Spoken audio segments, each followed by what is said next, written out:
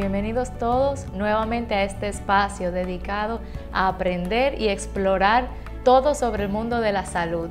No solamente medicina, salud integral, salud en general. Y hoy vamos a hablar de salud con una persona muy especial y pronto, después de esta pausa, vamos a conocerla.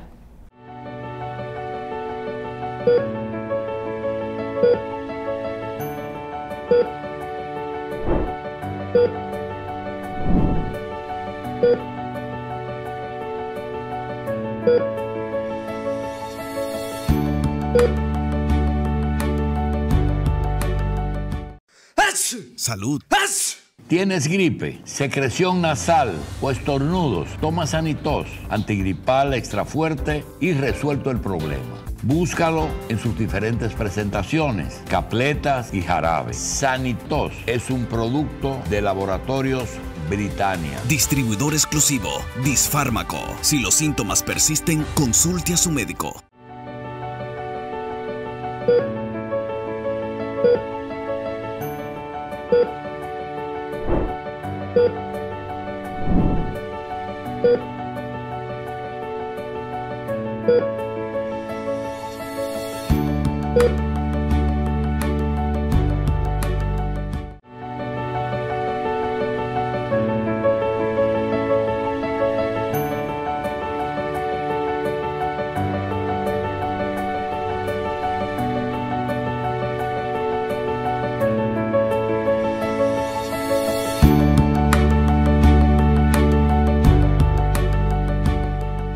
Hola a todos, vamos a hablar de salud con la licenciada Liliana Curi. Bienvenida, ¿cómo está? Hola, muy bien. Feliz de estar aquí en este programa. Yo estoy encantadísima de tenerla aquí hoy porque además vamos a hablar sobre temas que están muy de moda, se puede decir, ¿verdad?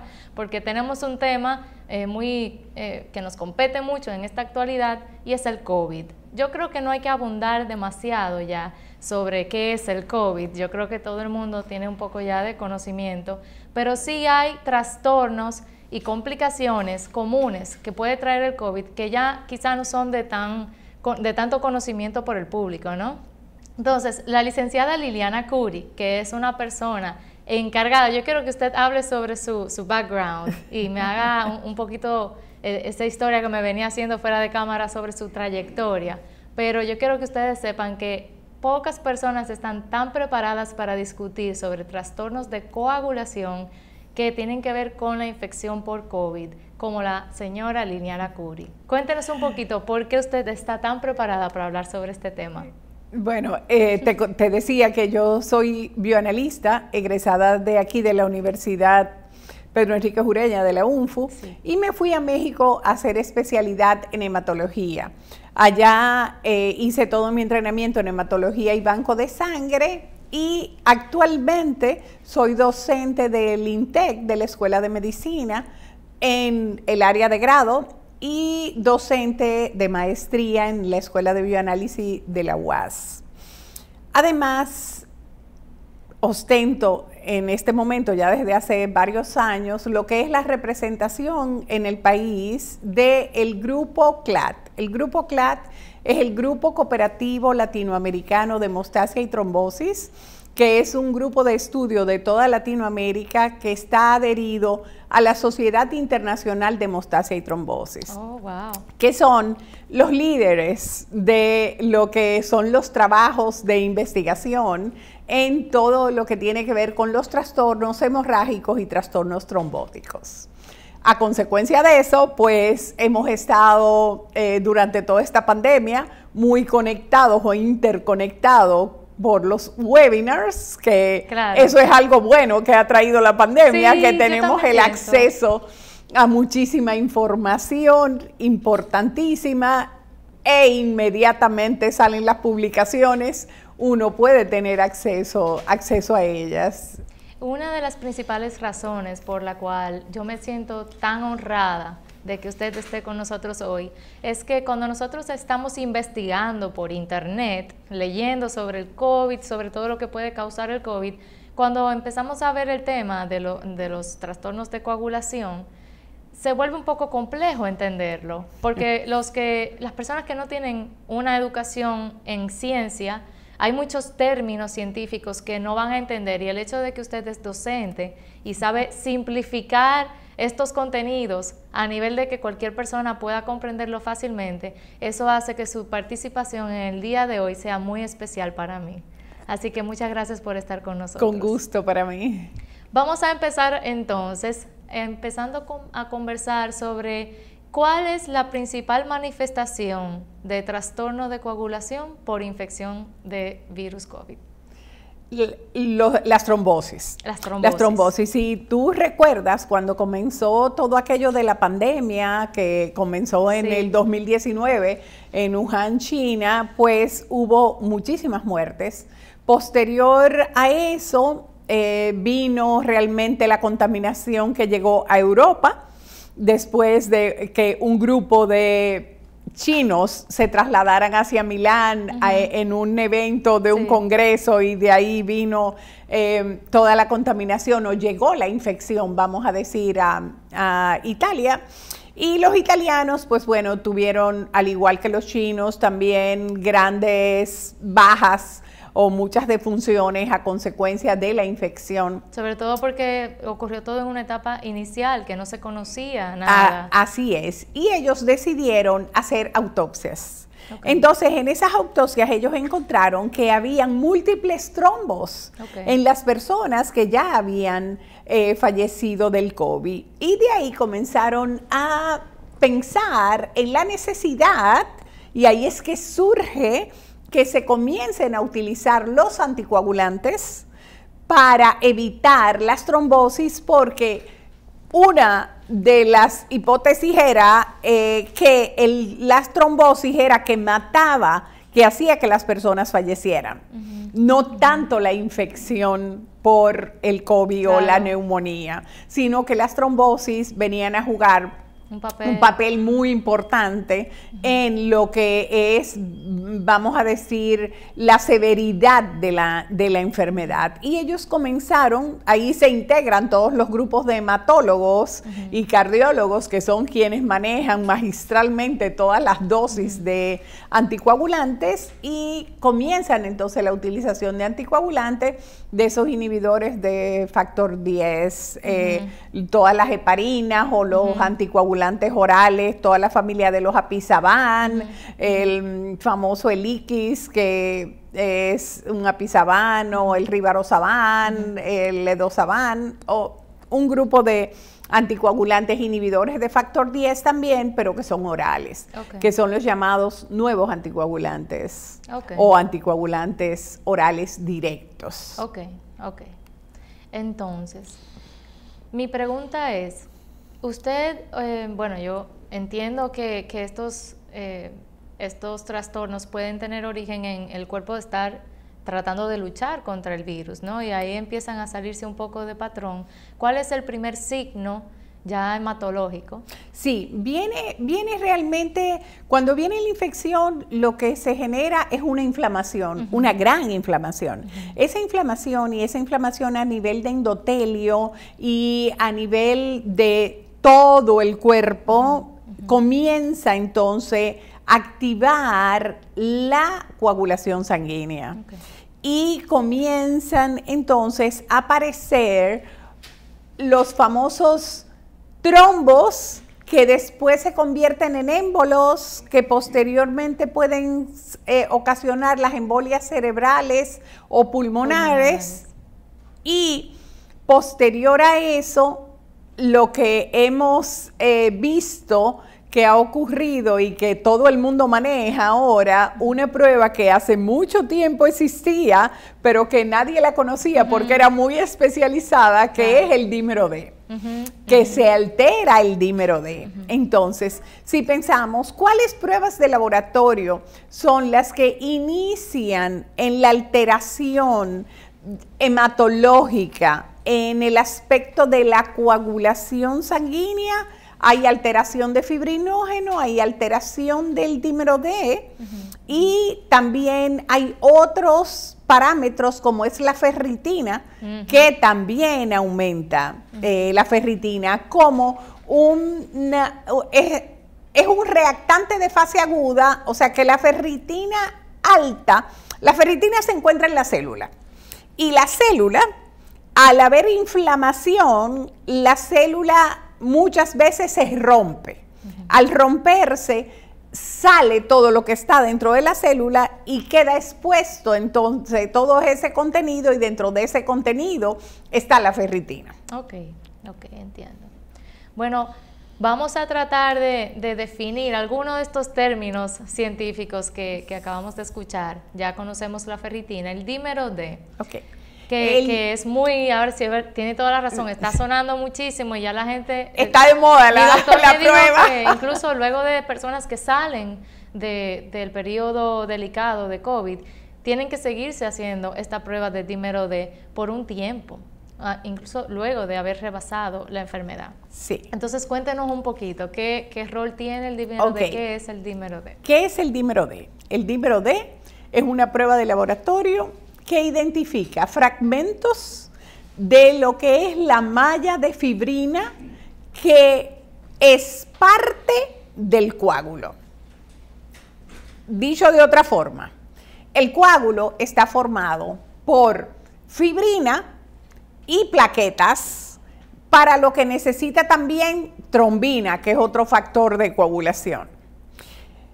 ¿Por qué necesita trombina? El fibrinógeno, que es el factor 1 de la coagulación sanguínea, es activado por el factor 2 de la coagulación sanguínea, que es la trombina, y lo convierte en fibrina.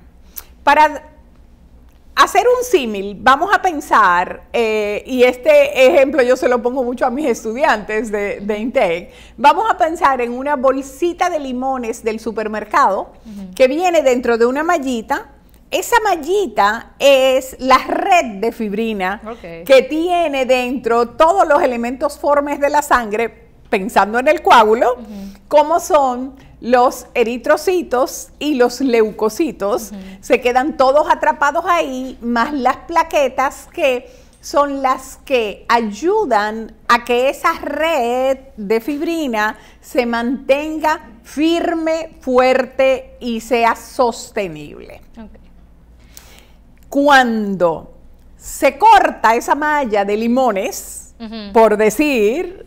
Me encanta, sí se entiende perfectamente. Cuando se corta esa malla de limones, esa mallita tiende a soltar, a dejar libre unos fragmentos. Y esos fragmentos es lo que llamamos en el argot laboratorio productos de degradación de la fibrina.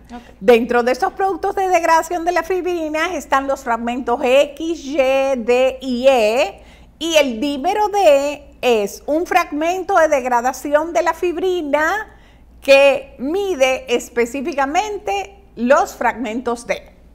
Entonces, ¿qué quiere decir esto entonces? ¿Qué quiere decir?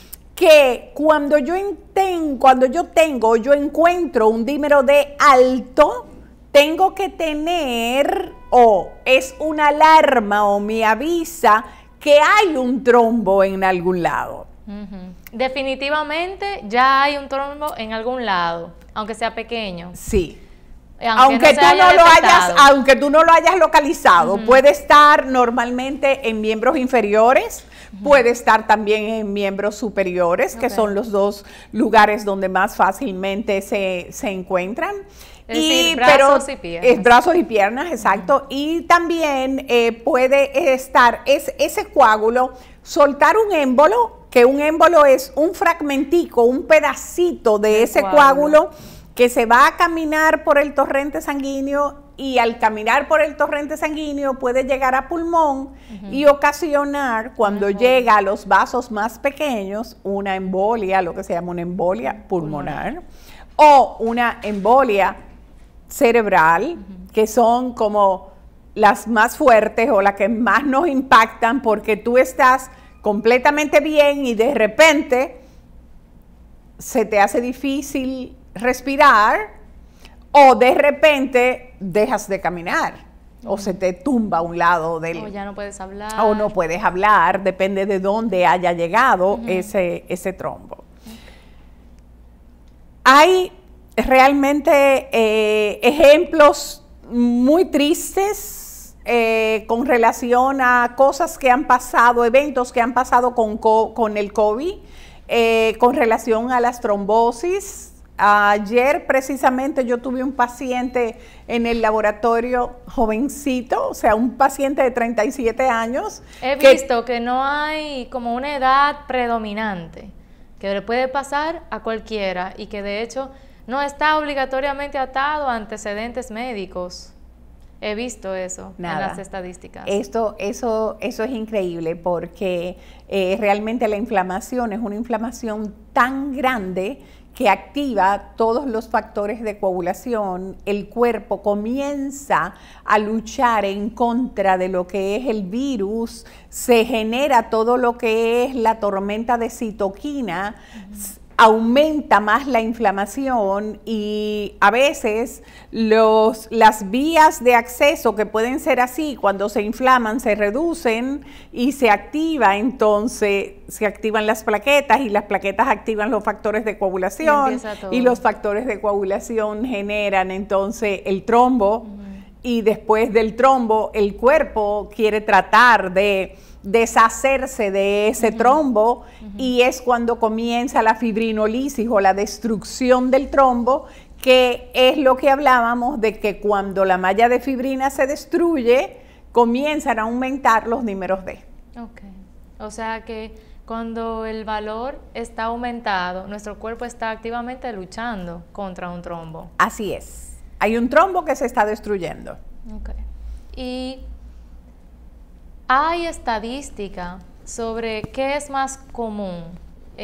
¿Una embolia pulmonar debido a esto? Esta es vamos a decir, dentro de las complicaciones de COVID y dentro de las complicaciones ya pues hematológicas. ¿Esta es la incidencia más común o los ACV?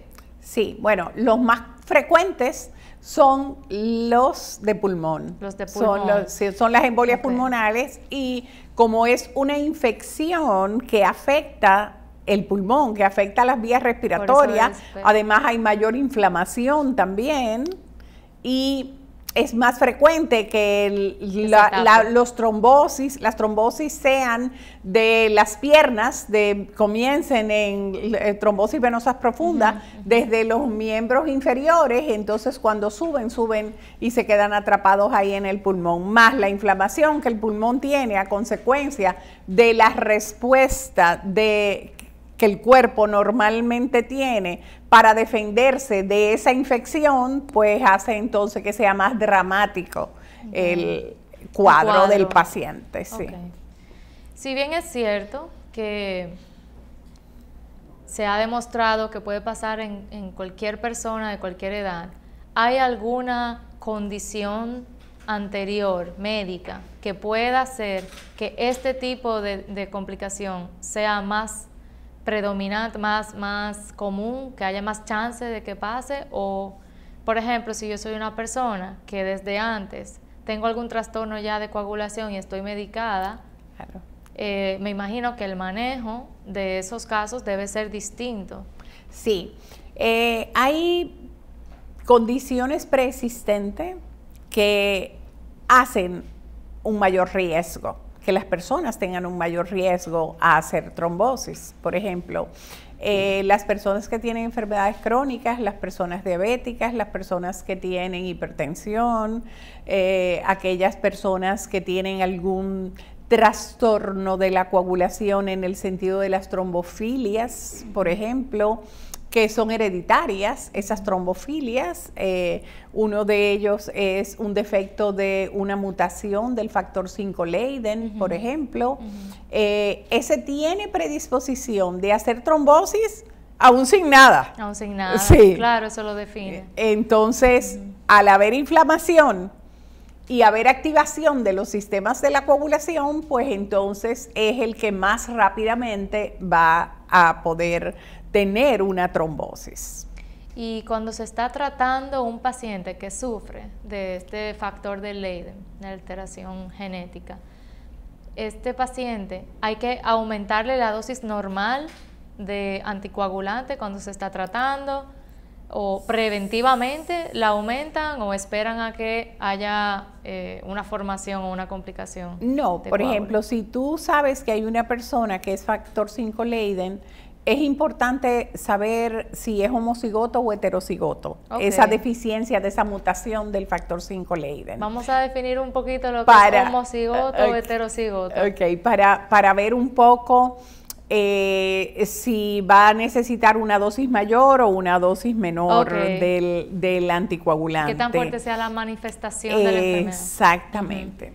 Bueno, para ponerlo de una manera fácil y que quizás tengamos un tema más entendible, podemos hacer el símil de lo que es, o la explicación de lo que es homocigoto y heterocigoto cuando tenemos unos pacientes falsémicos.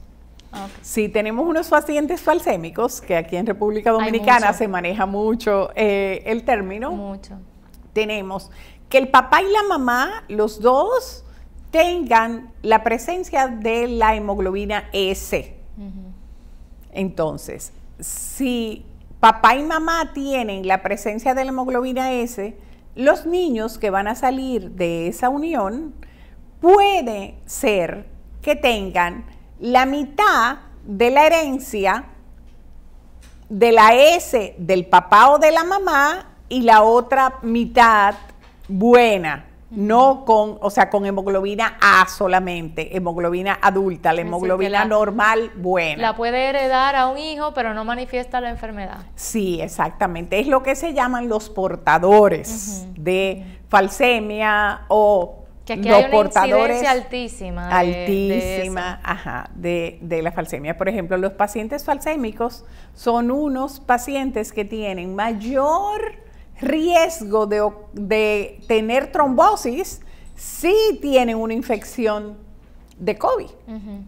Porque per se la falsemia te predispone a poder tener trombosis por el hecho de que la forma que tiene el eritrocito es como de una media luna y él se va quedando enganchado en el torrente sanguíneo y ocasiona obstrucciones. Entonces, esos son los que tienen la mitad nada más, son los que se llaman portadores, o son los que son los heterocigotos. Hetero tienen una parte de hemoglobina S y una parte de hemoglobina A.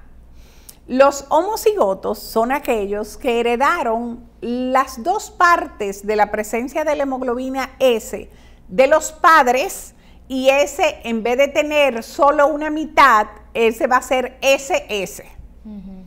No va a ser SA, como lo que es el heterocigoto.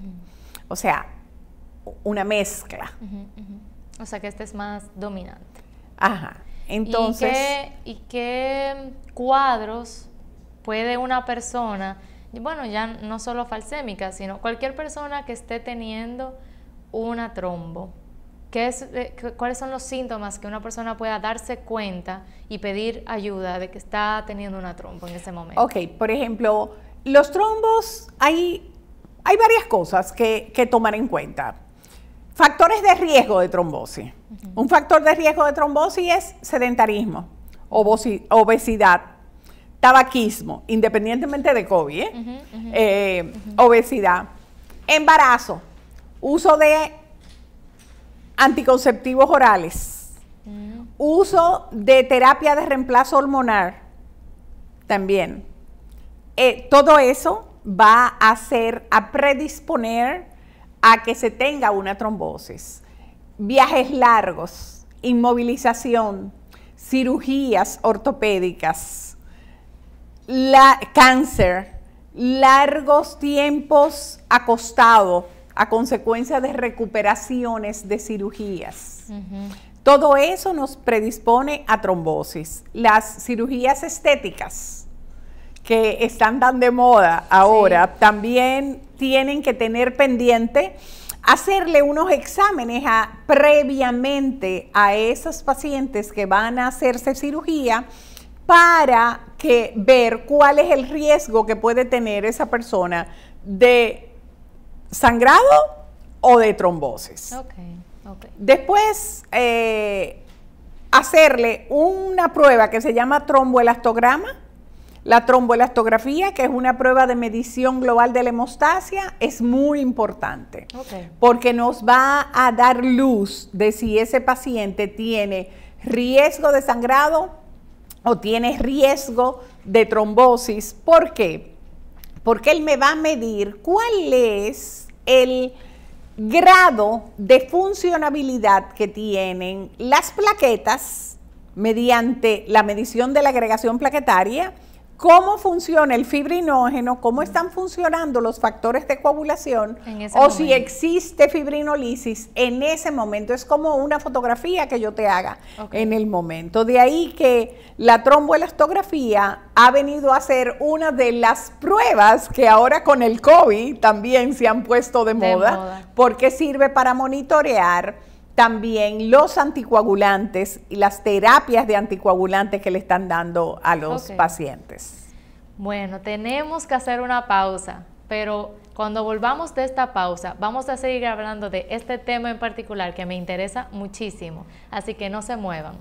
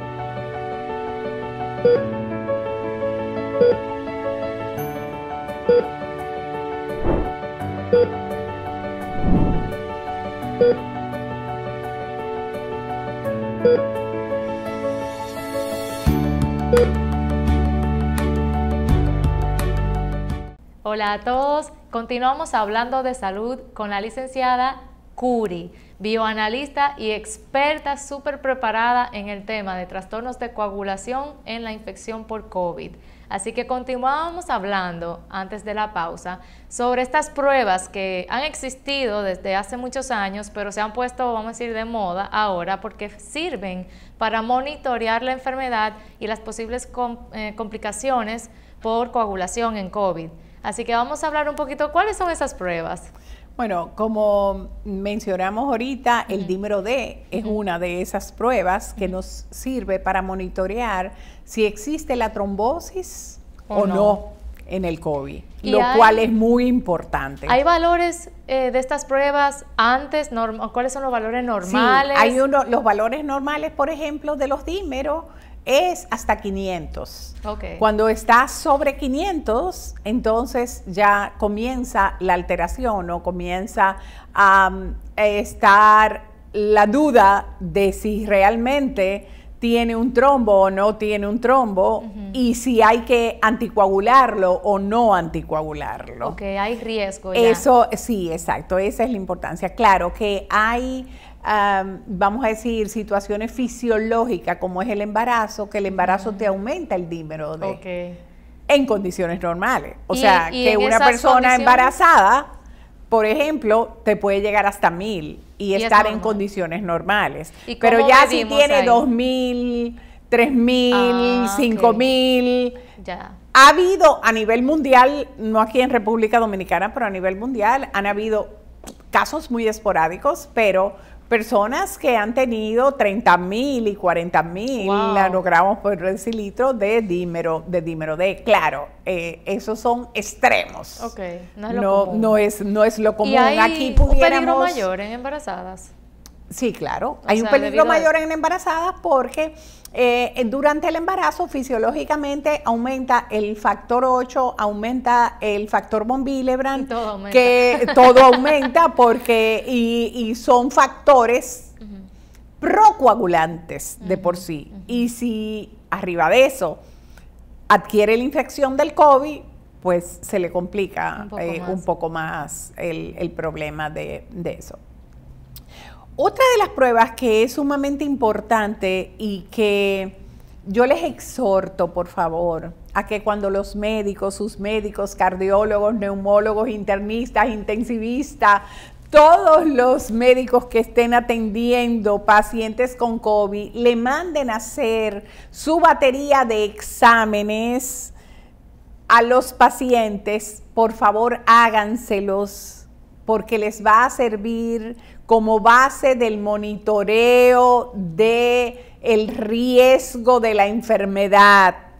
No piensen, ¿por qué me están mandando a hacer tantos exámenes? Si yo no tengo nada, si yo estoy bien, si yo no tengo problema de la respiración, ¿por qué me están mandando a hacer una tomografía? Si mi tomografía estaba bien cuando al principio me la hice y quieren que me la haga la semana que viene, es porque quieren monitorear a ver si no ha habido un progreso de esta enfermedad. Es importante saber, doctora, que a partir del día 6 de la infección, nosotros entramos en los días críticos de la infección por COVID. Del día 6 al día 10 son los peores días esperados para la infección por COVID, porque ahí comienza la activación de todo lo que es el sistema inmunológico y de todo lo que es la liberación de las interleuquinas, que son las proinflamatorias.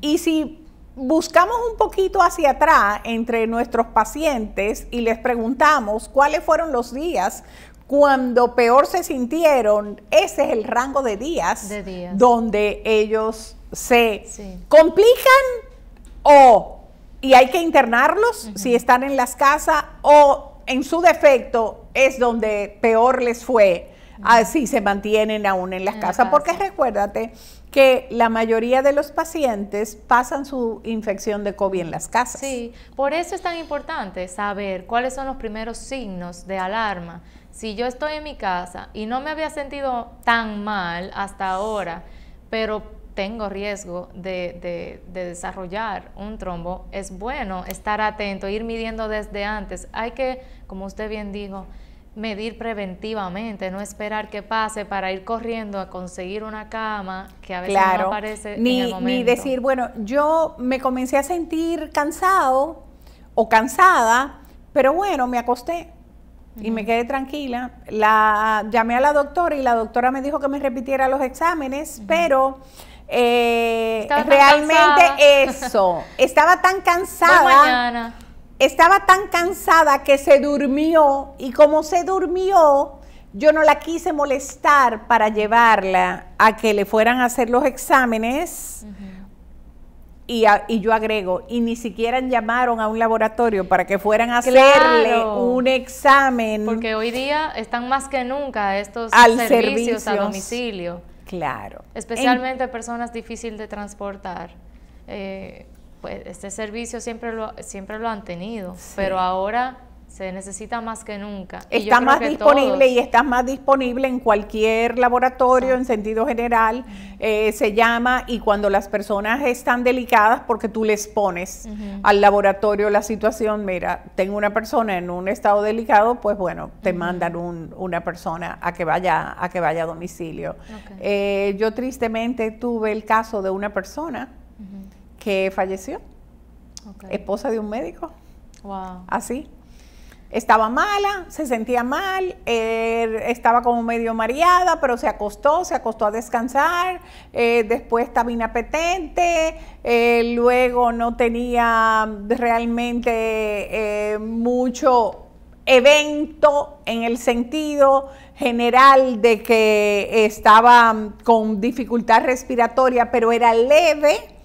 Era fin de semana, entonces decidió quedarse en la casa.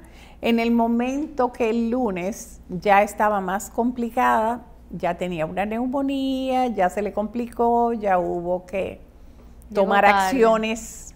Llegó tarde. Más, por eso es llegó que tarde, esa es la palabra. Llegamos, sí, yo he escuchado tanto desde que todo esto empezó a los doctores abogando por contar los días. Por si alguien le avisó que estuvo en contacto con usted, antes de que usted se sienta mal o se le desarrolle la enfermedad, sabemos que hay un periodo de incubación, ya debe estar guardado y en observación.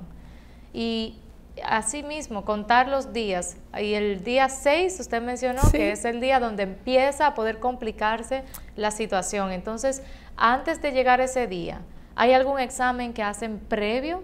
¿Se añaden pruebas después de ese día para empezar a medir otras posibles complicaciones o se hacen todas desde un inicio? El algoritmo normal es que desde que tú tienes el diagnóstico de COVID, ya sea que te hagas una PCR y tengas el diagnóstico de la infección o que te hagas un antígeno y tengas el diagnóstico de la infección por COVID, inmediatamente te manden a hacer, vayas al médico o acudas al médico o lo llames por teléfono y te manden a hacer, porque hay muchos médicos que te mandan la receta por WhatsApp, como hablábamos ahorita, tú y yo, que ahora se ha digitalizado todo y los laboratorios te reciben también las recetas digitales y están selladas y firmadas y todo. Te mandan a hacer una batería de exámenes que incluye normalmente hemograma, que nunca se queda, hemograma, orina, toda la función renal,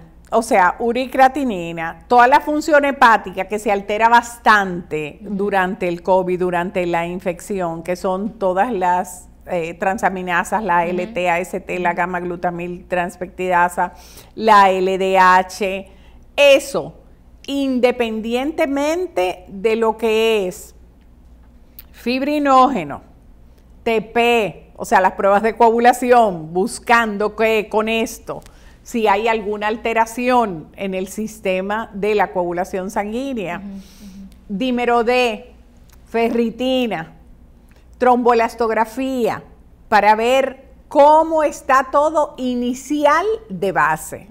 Porque eso es lo que va a servir de orientación para cuando la persona al día 6 o el día 7 te manden a repetir todos esos exámenes otra vez, vean a ver si hay alguna alteración o no. Porque si el dímero D está alto al día 7 o al día 8 y yo no sé qué pasó al día 1, no tengo con qué un parámetro de comparación, lo cual es muy importante. Y de estas pruebas, ¿cuáles son las primeras que empiezan a manifestar alteraciones usualmente? Mira, el hemograma es una de las pruebas más comunes y que nos dan muchísimos datos. El hemograma, por ejemplo, puede tener, es el que menos se altera, pero tú puedes identificar, sobre todo en los asintomáticos, si hay una disminución de los leucocitos. Entonces, si hay disminución de los leucocitos, ya eso es una alarma. Algo está pasando. Algo está pasando, exactamente.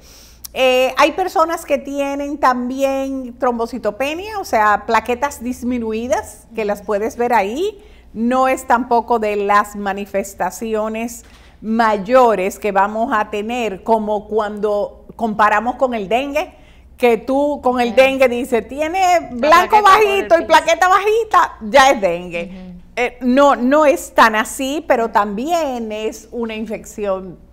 Esa infección viral te va a disminuir los leucocitos. Y hay un índice que no en muchos sitios se utiliza, pero como te digo, ahora uno con los webinars ha adquirido muchísimos conocimientos de todos los países del mundo. Las adversidades promueven el avance, claro que sí. Así es. Entonces, hay un índice que es el índice neutrófilo-linfocito.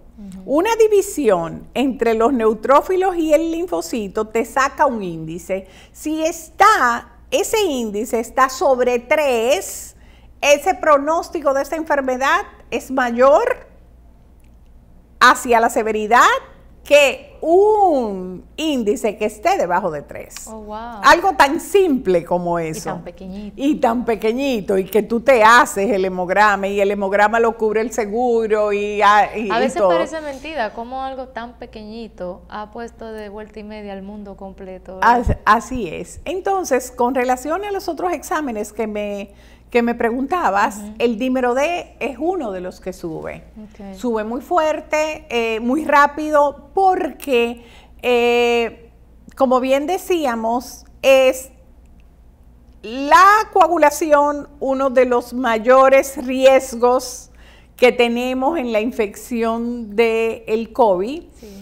Y cuando hay coágulo, hay ruptura, hay destrucción de la malla de fibrina y consecuentemente hay entonces presencia de todo lo que son esos fragmentos del.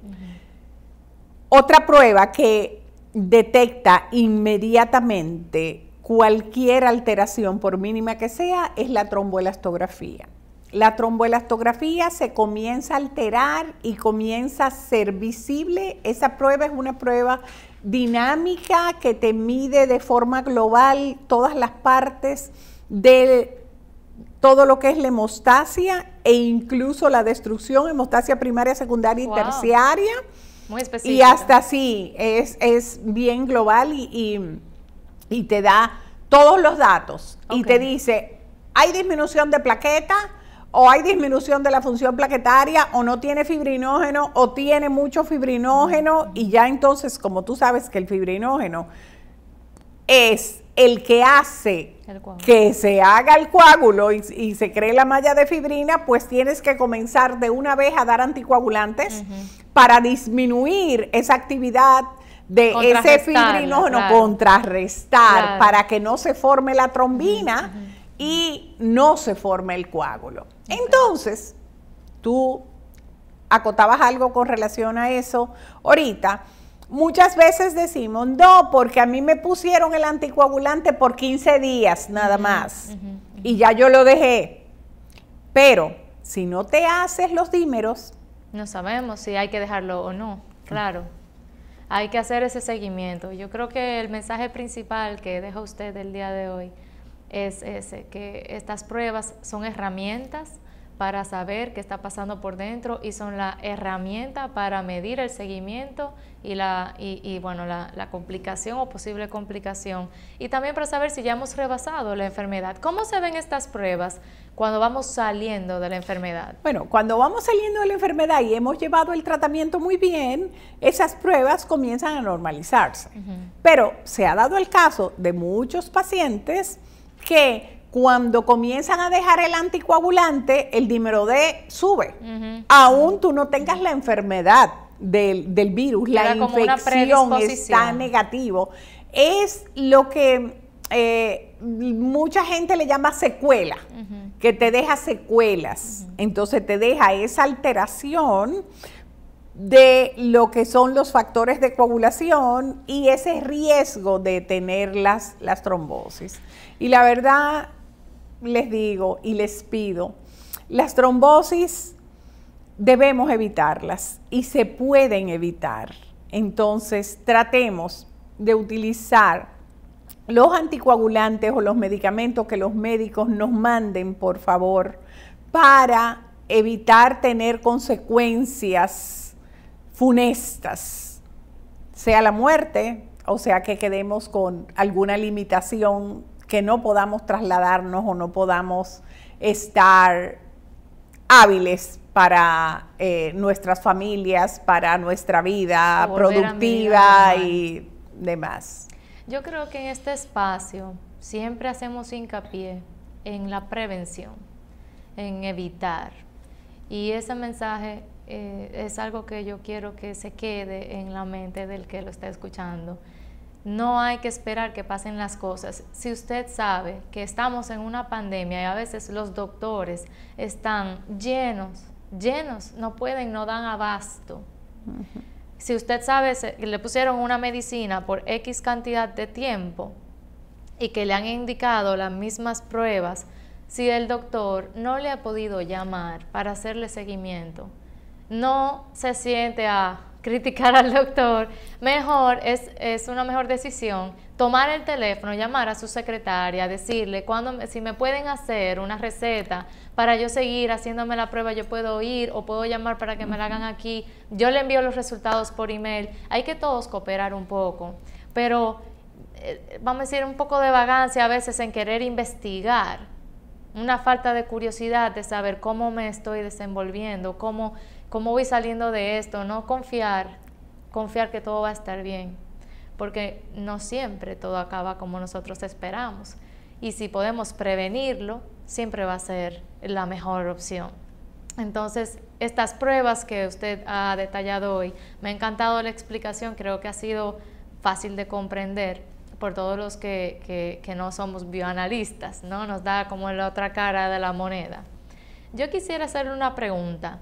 He visto que hay un escenario que siempre se ve, y es que cuando están esos dímeros D altos, puede haber en muchos casos anemia, y de hecho la anemia es algo que le dura a veces un tiempo al paciente, igual que los dímeros D altos, que ya se comprueba negativo COVID, ya estoy fuera de la infección del virus y todavía presento estas consecuencias por un tiempo, aunque se regulen después. Entonces, el tratamiento debe continuar, imagino. ¿Y por qué? ¿Por qué se da tanto al mismo tiempo un dímero D alto y una anemia? Bueno, la anemia tú sabes que es la disminución de los glóbulos rojos. A veces nosotros creemos que estamos bien y estamos con 12 de hemoglobina. Cuando tú tienes 11.9 de hemoglobina, ya tú estás fuera de rango y estás anémica. Si tú estás enferma y estás tomando una serie de medicamentos de antiinflamatorios y tienes malestar, y hay un grupo de personas que tienen alteración del gusto y alteración del olor también, o sea, se le quita como parte de la inflamación que ocasiona el virus dentro, hace que todas esas terminaciones nerviosas del gusto, o sea, del sabor y del olor, queden alteradas, y por eso la gente se queda sin gusto y sin oler. Y hay personas que no lo llegan a hasta meses después no llegan a recuperarlo. Eso mismo hace que tú no comas, que no te nutras, que bajes muchísimo de peso. Hay personas que han bajado muchas libras de peso. Que pierden mucho pelo. Así es. Con todas esas alteraciones. Falta, y entonces eso es parte de lo que pudiera ser una de las explicaciones al hecho de que las personas tienen anemia. Independientemente de eso, que el dímero D esté alto significa que hay una fibrinolisis. Esa fibrinolisis es la famosa destrucción de los hilos de fibrina que se miden a través del dímero D. Y la fibrinolisis nos lleva a sangrados. Entonces nosotros podemos tener o podríamos tener unos sangrados ocasionados por ese factor fibrinolítico. De ahí la importancia, y vuelvo, insisto, en la utilización de la tromboelastometría la tromboelastografía, para poder medir cómo está la fibrinolisis en esa persona. Y todo eso se resuelve facilísimo con medicamentos como el ácido tranexámico, que son unos antifibrinolíticos, y no tenemos que esperar llegar a una anemia para después tener que hacernos unas transfusiones sanguíneas sobre todo hablando de cuando hay cirugías y vamos a quirófano y hay cirugías estéticas y demás. Mejor identifico cuál es mi riesgo. Me entro a quirófano con todas las herramientas y evito, como tú dices, prevenir el sangrado, prevenir la trombosis. Bueno, doctora, yo de verdad estoy agradecidísima de toda su explicación. Espero tenerla pronto por aquí de nuevo. Tengo muchas más preguntas que me quedé con ganas de hacer, especialmente sobre, ejemplo, la vacunación, cómo se comporta a nivel de pruebas en el mundo del bioanálisis, cómo se comporta, cómo se refleja la vacunación en nuestro cuerpo, qué pasa por dentro. Cuéntenos un poquito de eso antes de cerrar. No me quiero quedar con esa. Sí, realmente nosotros en nuestro laboratorio hemos tenido muy buenas experiencias con la cantidad de personas que han llegado a hacerse pruebas, que se han vacunado, tanto con la Sinovac que se pusieron aquí, como los que salieron y se pusieron Pfizer y se pusieron Moderna, han comenzado a producir todos sus anticuerpos. Hay dos tipos de anticuerpos que son lo que produce el cuerpo cuando tú tienes una infección, que son los anticuerpos IgM y los anticuerpos IgG. De una forma rapidita voy a decirle sí, que el anticuerpo IgM, el que tiene la M, lo vamos a asociar siempre al anticuerpo malo. El anticuerpo malo es el anticuerpo que nos indica que existe la presencia del virus en el caso de que tengamos la infección. Okay. Y el anticuerpo, el IgG o la inmunoglobulina G, es el anticuerpo bueno, lo vamos a asociar con good. Okay. Tenerlo es bueno porque es el que nos da esa protección de esos anticuerpos. Entonces, qué buena forma de recordarlo. Si nosotros tenemos unos anticuerpos, una infección por el virus, al cabo de los 15 días, a partir del día 15, nuestro cuerpo va a comenzar a producir anticuerpos y a partir de ahí vamos a tener anticuerpos IgM y anticuerpos IgG, porque los IgG comienzan más tardecito. Si el caso es un caso de una infección, la sugerencia es que las personas se vayan a hacer los anticuerpos, la determinación de anticuerpos, después del día 21. De haberse diagnosticado, que no nos desesperemos y a los 10 días queramos ver si hay anticuerpos o no, porque no vamos a tener una buena respuesta de los anticuerpos, sino a partir del día, hay que darle tiempo al cuerpo a que produzca nuestro sistema inmunológico esos anticuerpos. De igual manera, las personas que se han vacunado, lo que tienen es que esperar 30 días después de la segunda dosis de la vacuna para ver cómo están sus anticuerpos, porque ahí vamos a tener una cantidad de anticuerpos más reales a lo que vamos a adquirir. Bueno, de todas formas, he tenido pacientes que se han ido fuera y llegan y dicen, no, ya yo tengo 15 días que llegué y quiero ver cómo andan mis anticuerpos, y han aparecido. Hemos tenido presencia de anticuerpos. Estamos muy contentos realmente con la respuesta que hemos tenido con los reactivos que nosotros en nuestro laboratorio estamos usando y las respuestas que se han tenido con las vacunas de AstraZeneca, con la vacuna Sinovac, con la Pfizer y con la Moderna, que han sido con las 4 que yo he tenido experiencia, y han habido anticuerpos identificados. Que el mensaje que quede ya para cerrar, que se desprende de todo esto que nos acaba de explicar sobre las vacunas, es que usted se puede vacunar, pero eso no significa que al otro día usted puede dejar de usar mascarilla, empezar a salir y posiblemente contagiar a otros. Y usted todavía pudiera, no está protegido todavía. Tiene que darle tiempo. Ya la doctora explicó cuánto es el tiempo. Por favor, no antes de 21 días cambien todas las medidas que se están llevando, y no deberían cambiar de ninguna manera todavía, diría yo. Bueno, yo te cuento que ayer precisamente yo tuve un paciente que estaba vacunado, que se había puesto la segunda dosis y estaba positivo para el COVID, al antígeno, al hisopado nasofaríngeo del COVID, y fue porque dijo, yo no sé qué yo tengo, yo me siento mal, yo necesito que aquí me hagan una prueba y averigüen a ver qué es lo que yo tengo, pero yo estoy vacunado ya.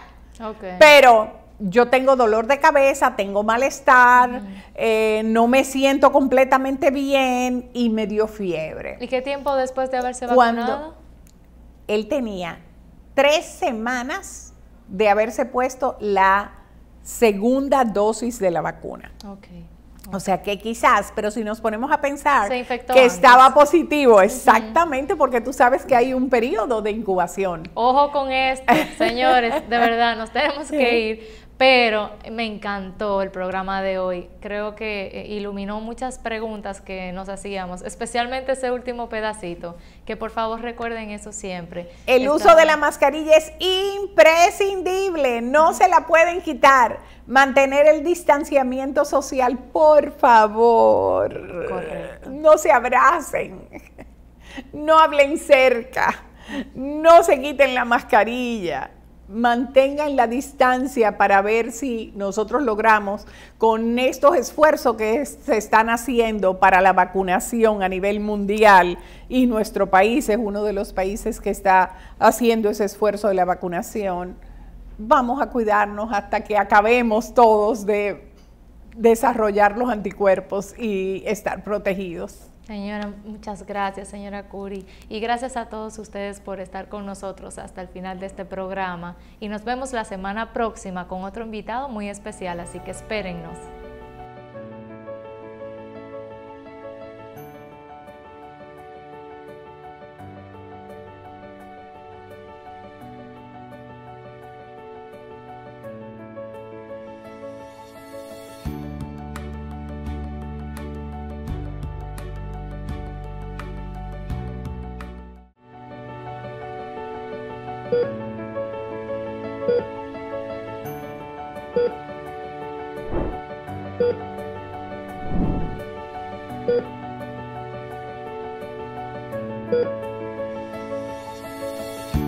Thank you.